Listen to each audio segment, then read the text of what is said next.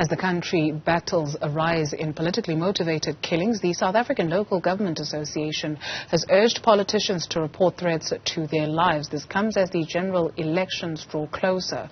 The association held a briefing on several issues affecting municipalities in KwaZulu-Natal last week and also sounded the alarm that KwaZulu-Natal is the murder capital, more so when it comes to the killing of councillors in that province. We speak now to Mr. Thami Ntuli, SALGA Chairperson in KwaZulu-Natal. Thank you very much, sir, for your time this afternoon. Perhaps let's start with more so the killing of councillors in the province. You're quite concerned about that. Good morning to yourself, to the viewers, and compliments of the new year. Well, at SALGA, we are really concerned. We have lost a number of councillors since 2021 November. Almost 18 councillors were killed in the province of KwaZulu-Natal. And we are aware that we are approaching the election season for 2024 provincial and national elections. We know that amongst the reasons for the councillors to be killed as per the Morane Commission was the failure to accept the democratic outcome when nominations or elections are taking place. Hence, we will be embarking on an active process of such. We are therefore, as SALGA, are of the view that the councillors really they need to report immediately to the police whenever they are faced with any threats, anything that threatens their life, at the same time reporting to the council. And we further made a call to municipalities that they must consider introducing a policy that will make a council not to wait for the risk assessment outcome by the SARS, which take almost a decade, but to tentatively afford a councillor who's facing some threats security, so that we ensure that we do not see more a life being lost in terms of the politician in the KwaZulu-Natal. Since you will understand that this is also impacting on the issues of service delivery. The people who have a plan with a councillor for 5 years, losing a councillor, especially even if it's a ward or a PR councillor for whatever plans of service delivery that are there, they are affected adversely when they have to start afresh electing or going for the by-election. So it has many negative impacts. In fact, these killings of the councillors, because even the families, you'll find that they lose their parents, whether a mother or a father, or whoever was a breadwinner in the family. It creates a lot. In fact, it makes local government to lose leaders, where in other cases you'll find that they are quality leaders. Hence, the SALGA and the KwaZulu-Natal were really cautioning that we need to quickly move whenever we receive threats. Councillors, they must not ignore threats, but they must receive to the relevant authorities. Babu Ntuli, what is the understanding of why councillors are targeted? Well, according to because our understanding is based on the findings of the Morane Commission, that you see, the other thing is that to be a councillor is quite very easy. So everyone who is looking for a job, or everyone who is looking for a position of influence, because others, they take being a councillor as a position wherein you'll be popular or famous, you see. So will then go for an opportunity where whenever then the community will say, we choose so and so, we don't choose you in terms of the numbers when they vote for a councillor.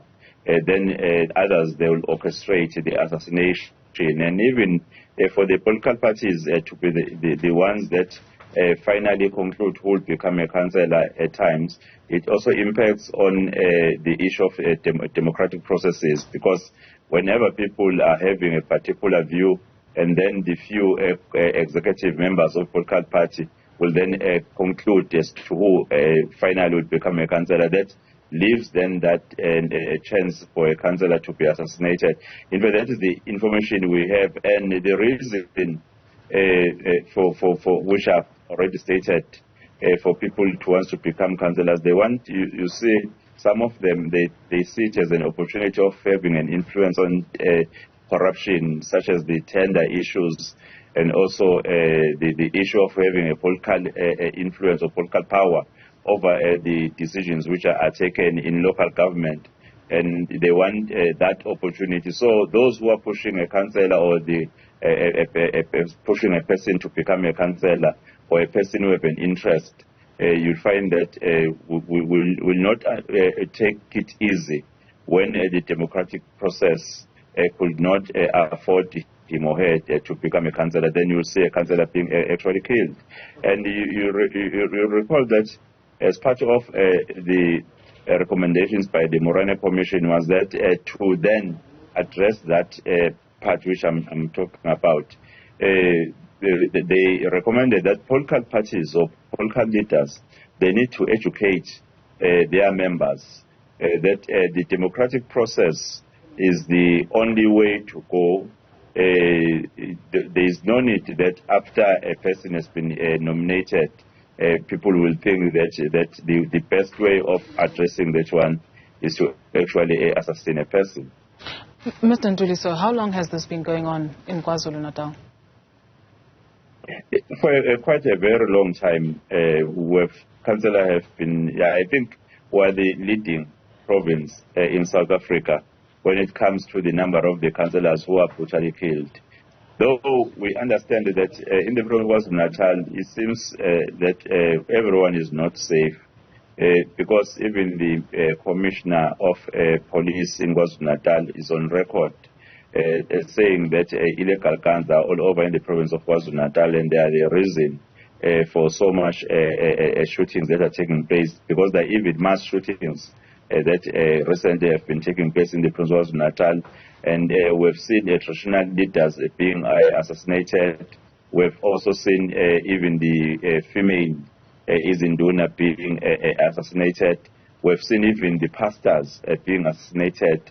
The other one was assassinated while he was preaching in the church. So the province of KwaZulu-Natal seemingly has a problem of that kind of violence or that kind of crime, which we are of the view as SALGA in the province of KwaZulu-Natal that in order to protect our members in local government, really they need to report as early as possible. That though there are other measures which we are of the view that they really need to be considered, because what I've already said, it in fact confirms that the problem is not only a problem confined to local government, but the problem is affecting everyone in the province of KwaZulu-Natal. Hence, the collaboration amongst what we have proposed, and we've seen it working somewhere, collaboration amongst everyone taking a role, the leaders of the society, whether religious, business, or even traditional, or whoever is a leader of the society, needs to now be alerted that we have this problem, and then work together with the police to ensure that whenever they see people with illegal guns, they report to the police. Whenever they see the assassins in the area, as they commit crime, they must report to the police. At the same time, the Morane Commission also recommended that the security class, they need to work together so that you will not see someone who has been arrested by the police then taken to the court of law, and the court of law will say this case lacks evidence. As a result, they will release a person. So we are also of the view that something also must be done, especially to empower those who are doing investigations, empower them in terms of the resources, the equipment of doing the work, empower them in terms of the knowledge as to what is it that will convince the court of law that the person who has done it, the evidence that is brought before the court of law is convincing for the court of law to make a determination. Even if it calls for justice, the Department of Justice, to have workshop with those who are doing investigations, I think it will assist.